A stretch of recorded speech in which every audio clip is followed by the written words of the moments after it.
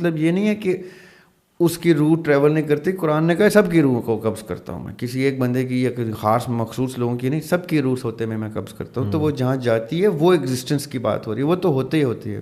سوال آپ کا ورم ہول والا بھی ساتھ کنٹینیو کرتے ہیں. جی جی, ورم ہول وہ رستے ہیں جن رستوں سے آپ کو یہ انٹری ملتی ہے. خواب بھی ورچوئل ورم ہول ہی ہے ایک, ٹھیک ہے, جو ہم سب کو نصیب ہوتا ہے. ہاں ہمیں یاد نہ رہے وہ الگ بحث ہے, اس پہ بحث کی جا سکتی ہے, لیکن آپ کے ساتھ موجود اگر کچھ سویا ہوا آپ کو دیکھے گا تو وہ آپ کی باڈی لینگویج, آپ کے چہرے کے تاثر سے بتا دے گا کہ خواب دیکھ رہا ہے, یعنی کہیں کسی اور دنیا میں ہے, یہ یہاں پہ نہیں ہے, ورنہ یہ اس طرح سے نہ پڑا ہوا ہوتا. ہی is somewhere else at this moment. اس کی کوئی نہ کوئی چیز تو اس میں سے ایگزٹ کر چکی ہے جو اس کو اتنا dead sort of coma sort of situation میں ہمارے سامنے رکھے ہوئے.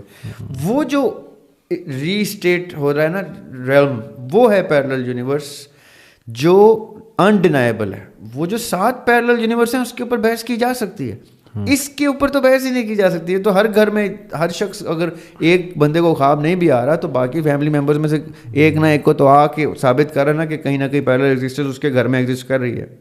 تو اس کا مطلب ہے یہ ہر جگہ موجود ہے, اور اسی کے اوپر تو قرآن آیا ہے یا بائبل آئی ہے, اولڈ ٹیسٹمنٹ, نیو ٹیسٹمنٹ, یہ گیتا گرنتھ, یہ سارے اسی زندگی کی گفتگو کرتے ہیں.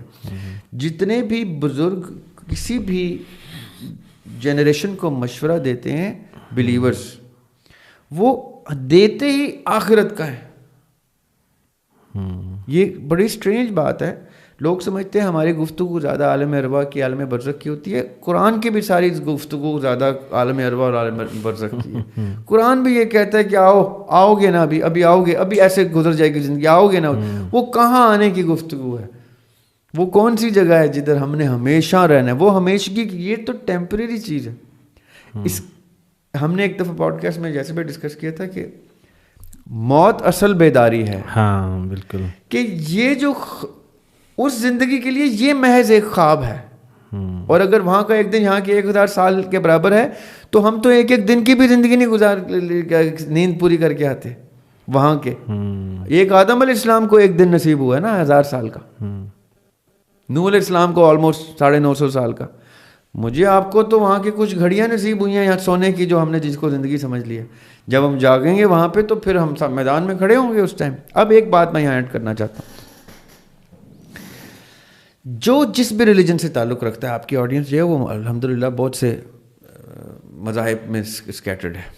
تو میرا جواب ان سب کو ہے, دیکھیں ہر شخص اپنے اپنے مذہب کے اپنے اپنے اس فریم ورک میں اپنے اپنے حق کے اوپر کھڑا ہوا ہے, اور وہ اپنے اپنے حق کی بیسس پہ اپنا اپنا باطل آئیڈینٹیفائی کر کے اس سے لڑتا ہے.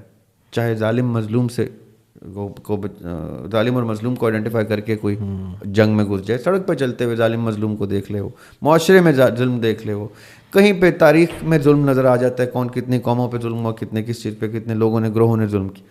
ہر کوئی اپنی اپنی ایک بیٹل لڑ رہا ہے نا, چاہے وہ ہندو ہے, چاہے وہ کرسچن ہے, چاہے وہ جو ہے, چاہے وہ ایتھیسٹ ہے, چاہے وہ ایک کسی نہ کسی بیٹل میں لڑ رہا ہے. یہ ہم ایک سٹیپ پیچھے ہٹ کے دیکھ سکتے ہیں پورا فریم ورک دنیا کا. ان سب کی کوئی نہ کوئی جنت ہے جس کو یہ دیکھ رہے ہیں, کسی نہ کسی کی, سب کی کوئی نہ کوئی دوزخ ہے جس میں ان میں سے کچھ لوگ جا رہے ہیں, ہے نا. بالکل, ہندو کی بھی ایک جنت دوزخ ہے.